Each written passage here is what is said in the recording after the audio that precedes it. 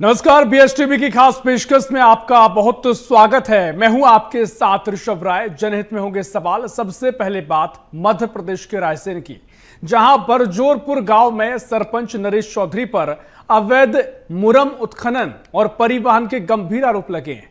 सड़क किनारे 30 फीट से ज्यादा गहरे गड्ढे खोदे जा रहे हैं, जिससे कभी भी बड़ा हादसा हो सकता है। और खनिज विभाग और स्थानीय प्रशासन की चुप्पी सवालों के घेरे में है। ग्रामीणों का आरोप है कि रसूख के दम पर सरकारी राजस्व को नुकसान पहुंचाया जा रहा है और कलेक्टर ने जांच की बात कही है, लेकिन अब तक कार्रवाई नहीं होने से प्रशासन की कार्यशैली पर सवाल खड़े हो रहे हैं।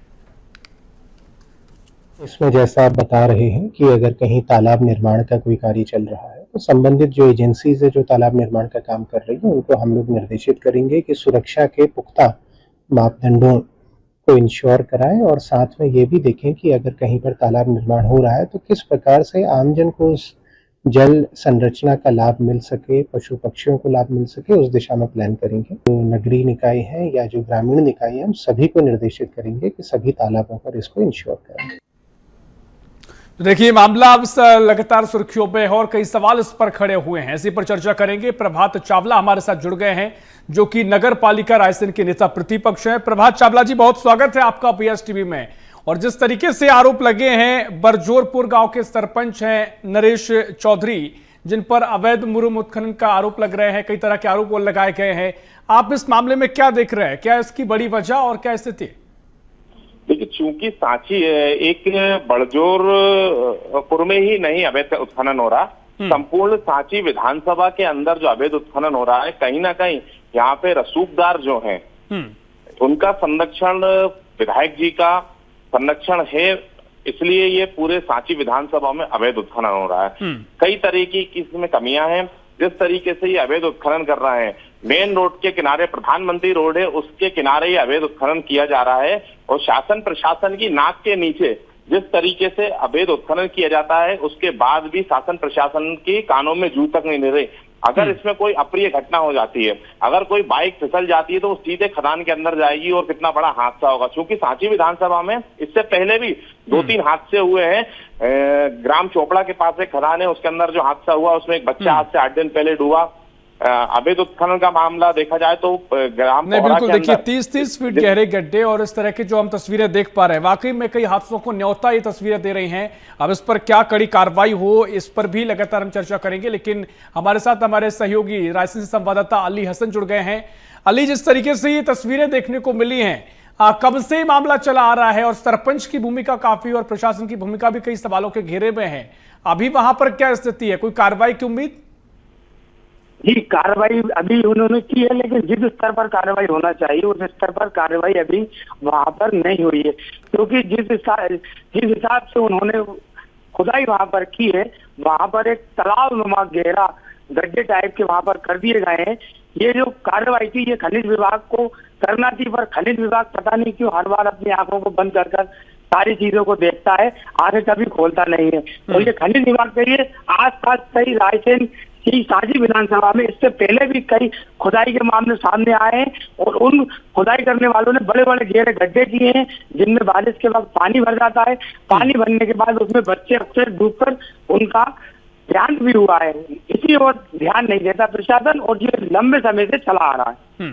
नहीं, बिल्कुल। देखिए, लंबे समय से स्थिति अपने आप में गंभीर स्थिति। प्रभात जी, मैं आपके पास आ रहा हूं। अब क्या कुछ कार्रवाई होनी चाहिए? आप इस मामले में क्या कुछ उम्मीद करते हैं? कौन इसमें कार्रवाई करेगा? कब तक कार्रवाई की उम्मीद की जाए?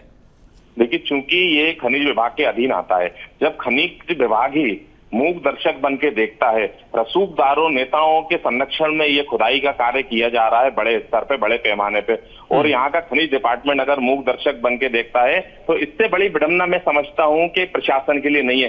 कलेक्टर के पास भी ये जानकारी होने के बाद, खनिज विभाग के वरिष्ठ अधिकारियों के पास भी जानकारी होने के बाद, और सबसे बड़ी बात तो यह है कि जो व्यक्ति जो खुदाई कर रहा है वो व्यक्ति को इतना संरक्षण प्राप्त है यहाँ के विधायक का, क्योंकि नगर पालिका के जो एक सांची के अध्यक्ष हैं उनके भी ये रिश्तेदार लगते हैं, नरेश चौधरी जिनका नाम है, और सरपंच बतौर सरपंच के तौर पे ये वहां पे काबिज है, लेकिन अवैध उत्खनन में सरपंचियाई को इस तरीके से डुबो रखा है कि शर्म की बात है कि अपने ही क्षेत्र में उस तरीके से खुदाई कर रहे हैं कि कल को कोई अप्रिय घटना उनके गांव के ग्रामीण क्षेत्र के लोगों के साथ होती है, इसकी जवाबदारी किसकी होगी। और प्रशासन की नाक के नीचे जिस तरीके से ये अवैध उत्खनन हो रहा है, इस पे लगाम लगना चाहिए, क्योंकि संपूर्ण सांची विधानसभा को खोखला करने का काम कहीं ना कहीं भारतीय जनता पार्टी के नेताओं का है, उनके जो अधीन काम कर रहे हैं कार्यकर्ता उन लोग का है। नहीं, बिल्कुल देखिए, वाकई में गंभीर तर्क आपने दिए हैं। लेकिन अली हसन, मैं आपके पास आ रहा हूं क्योंकि जिस तरीके से ये तस्वीरें हैं और जो बातें प्रभात जी कह रहे हैं कि जो रसूख सरपंच का है, नरेश चौधरी का है, उसके दम पर ये पूरी स्थिति है, कईयों का संरक्षण है, कई राजनीतिक संरक्षण की बात भी कही जा रही है। ऐसे में खनिज विभाग की जो कार्रवाई है उस पर भी सवाल है, प्रशासनिक टीम भी जो है, जो सख्ती दिखानी चाहिए वो नहीं दिखाई गई है। अब क्या स्थिति वहां पर, और जो अभी तक यहां पर ऐसा कुछ क्यों नहीं हो पाया है? क्या किसी ने मांग ही नहीं की कार्रवाई की, या फिर वो रसूख इतना ज्यादा है कि टीमें यहां नहीं पहुंच पाती है? जी आप बिल्कुल, जब मैं आपको बता दूं, रसूख वहां पर जो सरपंच है उनका बहुत ही ज्यादा है। वहां कोई भी अधिकारी कार्रवाई करने के लिए 10 बार सोचता है, क्योंकि वो सरपंच जो है उनके डर से गांव का कोई भी व्यक्ति उनके खिलाफ नहीं बोलता है, ना उनके खिलाफ कार्रवाई करता है। कुछ मीडिया वाले अभी जब कवरेज करने के लिए गए, बीएस टीम की टीम जब वहां पर कवरेज करने गई, तो वहां पर उन्होंने रूस दिखाया था, कवरेज करने से रोका था। उनका इतना वहां पर रूस के और इतनी उनकी वहां पर गुंडाई है। क्या कहा जाता है, क्या कहा जाता है? क्योंकि अगर मीडिया को भी रोका जाए, मीडिया पर प्रेशर बनाया जाए, या फिर तमाम लोग जो कुछ कह रहे हैं, क्या कहा जाता है? कौन सा रसूख दिखाया जाता है? यही दिखा जाता है, मेरे पास पावर है और मैं पार्टी का पदाधिकारी हूँ और मैं यहाँ का सरपंच हूँ, और सरपंच को खुद पावर है और वो खुदाई कर सकता है, गहरे गहरे गड्ढे कर सकता है। कई बार ऐसा सामने आया है, और वहां पर गांव के कुछ लोग हैं जो बोलना चाहते हैं, लेकिन इनके रसूख के चलते इनके कारनामों को वो उजागर नहीं कर पाते। यही हाल खनिज विभाग का है कि खनिज विभाग को जानकारी पूर्ण रहती है, हर बार रहती है, लेकिन खनिज विभाग कहीं ना कहीं पार्टी के चक्कर में रह जाते हैं, क्योंकि ये एक तो नहीं, बिल्कुल देखिए, ये अगर स्थिति है और इस तरह का वाकई में प्रेशर मीडिया पे भी डाला जाए और लगातार चीजों से सवालों से बचा जाए, और लगातार सवाल ये भी कि ऐसे पे कार्रवाई भी ना हो, सबका संरक्षण भी मिलता रहे, तो निश्चित तौर पर गंभीर सवाल खड़े होंगे और इस पर एक्शन तुरंत होना भी चाहिए।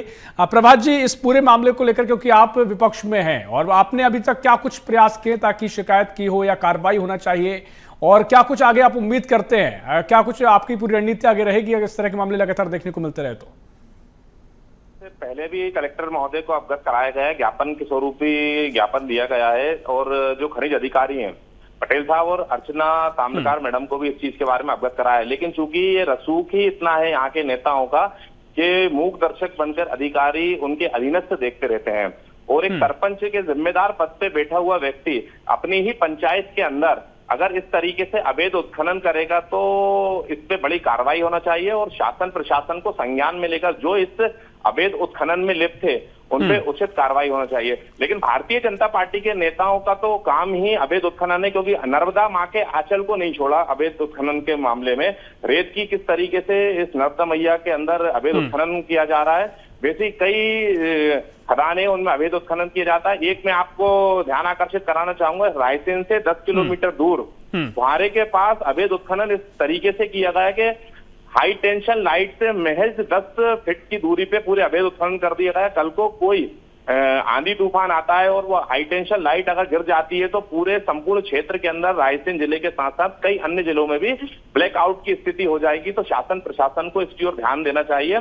अगर नहीं कोई कार्रवाई करते तो हम कांग्रेस परिवार के सभी लोग एक उग्र आंदोलन। नहीं, बिल्कुल ठीक है। जो जिम्मेदार हैं इस पूरी खबर को देख रहे हैं, उनके कानों तक हम चाहेंगे ये पूरा मामला पहुंचे, और निश्चित तौर पर पहले भी पहुंचा होगा, लेकिन अब सवाल खड़े होंगे कि आखिर क्यों आप मूक दर्शक बने हुए हैं, क्यों हाथ पर हाथ रखे बैठे हैं? जब जिम्मेदारी आपकी है, अगर ऐसे मामले हैं, वह तरीके से कुछ खनन चल रहा है, तो क्यों एक्शन नहीं ले जा रहा है? एक गंभीर सवाल हम लगातार पूछेंगे।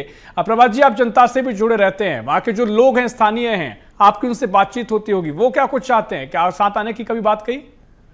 बिल्कुल, स्थानीय लोग कहीं ना कहीं आपसे पत्रकार महोदय हसीन जी ने भी बताया कि जिस प्रकार से उनका रसूख इतना है सरपंच का, और रसूख के दम पर ही जब वे अवैध खनन अपनी ही पंचायत में कर रहे हैं तो जाहिर सी बात है लोग, आम जनता उनके खिलाफ ना बोल सकती ना ही खड़ी हो सकती। जब पत्रकार ही इतना पत्रकारों को डराने धमकाने का काम उनके द्वारा किया जा रहा है तो आम जनमानस की क्या स्थिति होगी आप बेहतर तरीके से समझ सकते हैं।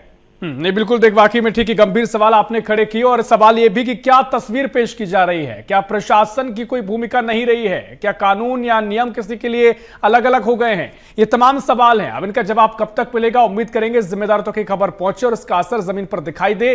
फिलहाल बहुत शुक्रिया प्रभात जी आपको चर्चा में शामिल होने के लिए। अली, बहुत शुक्रिया आपका जानकारी साझा करने के लिए। और चलिए अब बात करेंगे छत्तीसगढ़ के बलरामपुर की, जहां दहेजवार पंचायत में बीडीसी सदस्य दीपक गुप्ता पर स्वच्छता अभियान के नियमों की अनदेखी का आरोप लगाया गया है। जी हां, बीडीसी सदस्य दीपक गुप्ता पर यह आरोप है कि स्वच्छता अभियान के नियमों का अनदेखी की जा रही है और आरोप है कि उनके घर का शौचालय और अन्य गंदा पानी सीधे मुख्य सड़क पर बहाया जा रहा है, जिससे इलाके में गंदगी, बदबू और सड़क क्षति की समस्या बढ़ गई है।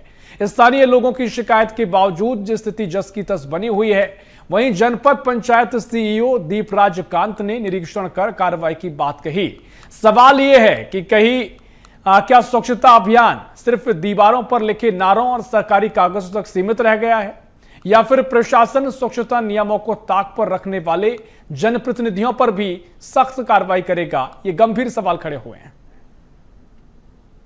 पानी जो बह रहा है ये हमारे दहेजवार पंचायत के बीडीसी जो हैं दीपक गुप्ता, उन्हीं के घर से जो पानी बह के रोड में आ रहा है और उनके द्वारा आए दिन पानी की वजह से सुबह सुबह आदमी जो लोग रहते हैं वे पूजा करने निकलते हैं, उनके ऊपर छींटा पड़ते रहता है और उस वजह से बहुत आने जाने में इतना तकलीफ़ होता है आम जनो पब्लिक को कि यहाँ पे मतलब चलना मुश्किल हो गया है। रोड भी बहुत वहाँ पे गड्ढा हो गया है, पानी पूरा भरा रहता है। कोई पूजा पाठ करते भी जाता है तो अशुद्ध हो जाता है, पानी छिटक जाता है। इस जगह टिंगू, दीपक, 3-4 लोगों का घर का पानी बह रहा है। दीपक गुप्ता बीडीसी हैं। हाँ, उस जगह सब मोहल्ला का एक साथ बह रहा है, बहुत अशुद्धि हो रहा है। स्वच्छ भारत मिशन तो शुरू से ही लागू था, बट अभी सुप्रीम कोर्ट के गाइडलाइन के हिसाब से स्वच्छ भारत नियम 2026 लागू किया गया है, जिसमें किसी भी प्रकार के जो अपशिष्ट हैं उसका उचित निपटान करना है और जो उसका उत्सर्जन करेगा उसकी ही जिम्मेदारी है कि वो उसका प्रतिपूर्ति करे, चाहे वह कोई संस्थान हो सकता है या व्यक्ति हो सकता है। नियमों का जानबूझ के कोई उल्लंघन कर रहा है तो उसमें दंड और शुल्क और कारावास जैसे कार्रवाई के भी प्रावधान है, फिर उसके तहत हम फिर कार्रवाई करेंगे। एक रोल मॉडल के रूप में सामने आना चाहिए, ना कि इस प्रकार की गतिविधि में सम्मिलित दिखना चाहिए। तो देखिए, यहां पर कई तरह के सवाल खड़े हुए हैं। जनप्रतिनिधि का कमाल, सड़क बनी नाली। ये सवाल हम इसलिए कर रहे हैं क्योंकि हालात यही दिखाई दिए हैं और इस पर अब जनप्रतिनिधियों पर भी सवाल हैं। इसी पर करेंगे चर्चा। हमारे साथ दिलीप सोनी जुड़ गए हैं जो कि नगर पालिका के उपाध्यक्ष हैं। दिलीप सोनी जी, बहुत स्वागत है आपका BSTV में। और जिस तरीके से तस्वीर देखने को मिली है, क्या कुछ कहिएगा कि जनप्रतिनिधि ही स्वच्छता अभियान की धज्जियां उड़ा रहे हैं, घर का गंदा पानी, शौचालय का पानी सड़कों पर बह रहा है, इसके लिए क्या कुछ कार्रवाई होनी चाहिए? जी सर, सबसे पहले तो आपका BSTV का चैनल जो मैं सुबह देखा हूँ स्वच्छता के प्रति, सबसे पहले आपका BSTV के बहुत बहुत धन्यवाद जो आपने स्वच्छ भारत मिशन के तहत प्रमुखता से इस आवाज को उठाए हैं। सबसे पहले तो आपको धन्यवाद के पात्र हैं। और मैं बता देना चाहता हूं कि जिस प्रकार के स्वच्छ भारत मिशन के तहत सुप्रीम कोर्ट का गाइडलाइन जो जारी हुआ है उसका फॉलो करना है और अगर किसी व्यक्ति इस प्रकार के रोड में गंदगी फैलाता है तो उस पर कार्रवाई किया जाएगा। और अगर इस पर भी कोई अधिकारी को अगर जनप्रतिनिधि के द्वारा पहले सूचना दिया गया है कि इस पे आप निगरानी रखिए, इसको साफ सुथरा रखिए, इसको सफाई किया जाए, व्यवस्था किया जाए, तो अगर अधिकारी भी नहीं सुन रहे हैं तो उनपे भी कार्रवाई हो। और जनप्रतिनिधि जबरन के रोड में अगर पानी बह रहा है तो उस पर भी कार्रवाई हो। पहले तो मकान बनाने से पहले सोचना चाहिए कि हमारा। दिलीप जी, ये तो कार्रवाई तो ठीक है, लेकिन किस तरह के विचार हैं? आप जनप्रतिनिधि हैं, आपका काम है स्वच्छता अभियान को बढ़ावा देना, आप लोगों को समझाएं कि स्वच्छता होनी चाहिए, लेकिन आपके घर का पानी सड़कों पर बह रहा है, लोग परेशान हो रहे हैं, बदबू आ रही है, गंदगी फैल रही है, तो ये तो बहुत अच्छा परिचय संदेश नहीं है। नहीं, उसी चीज को मैं आपको बता रहा हूँ कि अगर जो मकान बनाता है, मकान बनाने से पहले सोचना चाहिए कि हमारा पानी घर का गंदगी पानी कहाँ बहे, और घर के गंदगी पानी अगर रोड में बह रहा है तो उनको सबसे पहले जो बाहर है उस पर कार्रवाई करना चाहिए। इसलिए कि हमारे सुप्रीम कोर्ट का गाइडलाइन जारी हुआ है, सुप्रीम कोर्ट के आदेश का पालन करना चाहिए सभी जनप्रतिनिधि से लेकर अधिकारी। आप महत्वपूर्ण बात करें, पालन करना चाहिए, लेकिन सवाल यही है कि पालन नहीं हो रहा है। गौतम सिंह जी हमारे साथ जुड़ गए हैं, नेता बीजेपी के हैं। गौतम सिंह जी, बहुत स्वागत है आपका। अब इस तरह की तस्वीरों को लेकर क्या कार्रवाई होनी चाहिए, आप क्या कुछ उम्मीद करेंगे? क्योंकि ये तस्वीरों से लोग बड़े परेशान हैं, गंदगी बहुत है, बदबू है, परेशानियां बढ़ रही हैं, बीमारी का खतरा भी इनसे बढ़ता है, और सबसे बड़ी बात स्वच्छता अभियान की धज्जियां उड़ रही हैं जिसके बहुत सारे दावे होते हैं और उड़ा भी जनप्रतिनिधि रहे। देखिए, पहले तो मैं बीएसटीवी को धन्यवाद दूंगा कि स्वच्छता जैसे मुद्दे को आपने अपने चैनल पर उठाया। दूसरा, कार्रवाई का जो बात हो रहा है, तो मेरे समझ से और हमारे देश के प्रधानमंत्री जी का भी विचार है कि स्वच्छता जो है ये किसी से दबाव डाल के नहीं कराया जा सकता है। ये विचार खुद अपने जनप्रतिनिधि को या आम आदमी हो उसके मन में स्वयं इसका विचार आना चाहिए। और जनप्रतिनिधि होने के बाद तो उनकी जिम्मेदारी और बढ़ जाती है कि वो सार्वजनिक जीवन में है, उनको देख के बाकी लोग अनुकरण करेंगे। तो अगर उनके घर का सीवेज का पानी अगर बह रहा है रोड पे, तो ये उस जनप्रतिनिधि की सबसे प्रथम जिम्मेदारी थी कि मैं उसको सुधार करूं और आम जनता को उससे परेशानी ना हो। सीवरेज लेकिन गौतम सिंह जी, आप ठीक बात आप कह रहे हैं, आपने बिल्कुल ठीक बात कही, लेकिन ये ऐसी क्या वजह है कि विचार जनप्रतिनिधि को नहीं आ रहे हैं, दीपक गुप्ता को ये विचार नहीं आ रहे हैं? क्योंकि अब वो समय भी दूर हो गया है, पहले लोग इतने जागरूक नहीं होते थे। अब कितने सारे अभियान चले, प्रधानमंत्री मोदी ने कितनी बार अपील की, मौके मौके पर अभियान चलते हैं, और आप जनप्रतिनिधि हैं, कितना खराब संदेश आप दे रहे हैं। बिल्कुल बहुत खराब संदेश है। हम लोगों ने तो उनसे पर्सनली भी 2-3 बार रिक्वेस्ट किया था, लेकिन उस समय क्या है, वो जो घर है उनका, वहाँ आसपास में 8-10 लोगों के घर हैं और नाली नहीं होने के चलते वहाँ मजबूरी है कि भाई सामने भी दूसरे का घर है और रोड है, ऊंचा घर बनाए हैं तो भाई पानी रोड पे छोड़ देते हैं। हमने उनसे गुजारिश भी किया था कि भाई आप स्वयं जनप्रतिनिधि हो और उसी क्षेत्र से निर्वाचित जनप्रतिनिधि हो। नहीं, ठीक है, देखिए कुछ व्यवस्थाएं हैं तो उनको व्यवस्था को दुरुस्त किया जाए।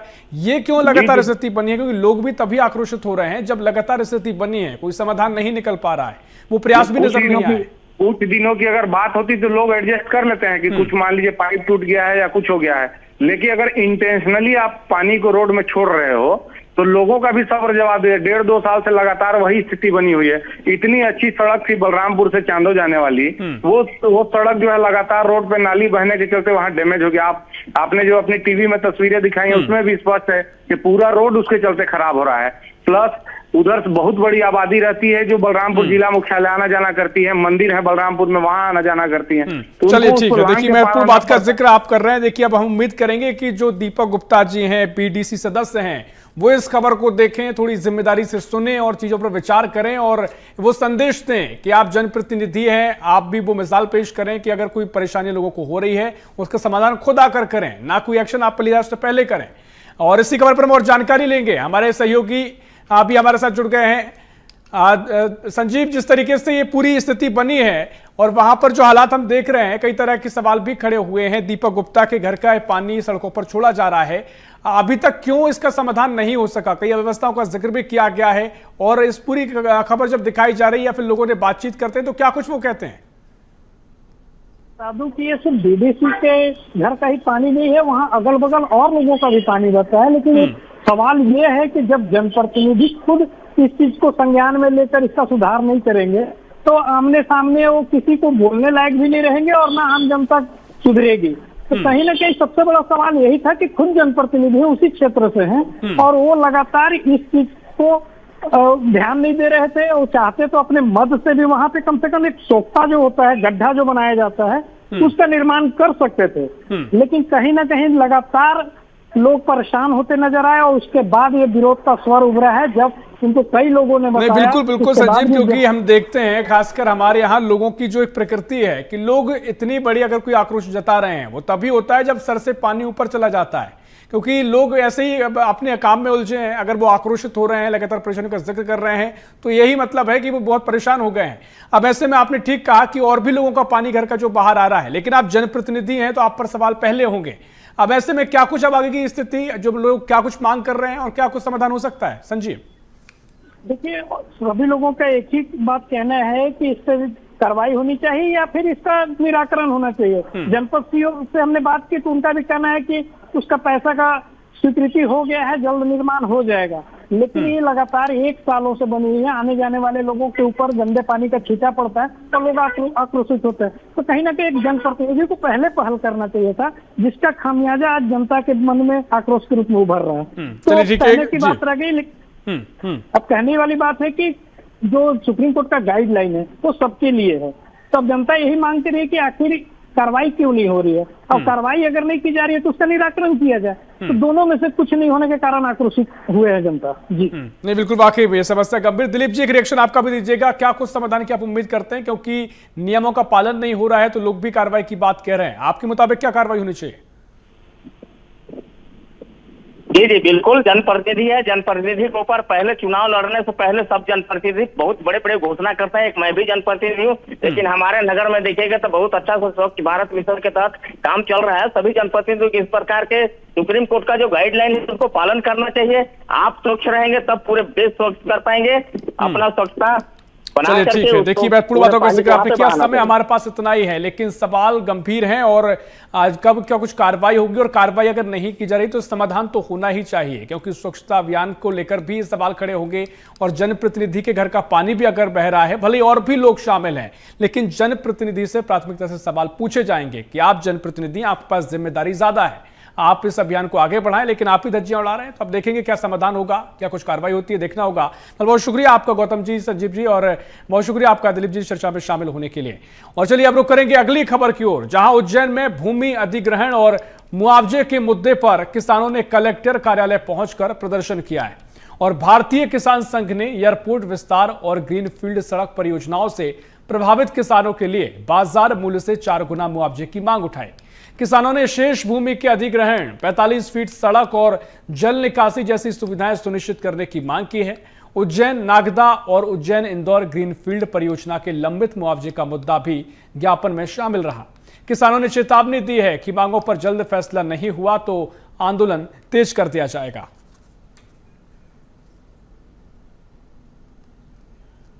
समस्याओं को लेकर हमने ज्ञापन दिया है। मुख्य मांग थी हमारी दत्ताना एयरपोर्ट जो विस्तार चल रहा है उसमें किसानों को बाजार मूल्य से 4 गुना मुआवजा दिया जाए, जबकि शासन प्रशासन की मंशा है कि गाइडलाइन का 4 गुना, जबकि हमारी मांग है, मुख्यमंत्री जी ने भी आदेश कर दिए कि किसानों को बाजार मूल्य से 4 गुना मुआवजा दिया जाएगा, जबकि शासन अभी वर्तमान में हमें संज्ञान में आया है कि जो गाइडलाइन वहाँ की है उसका 2 गुना ही दे रही है। तो एक मुद्दा हमारा एयरपोर्ट को लेकर था।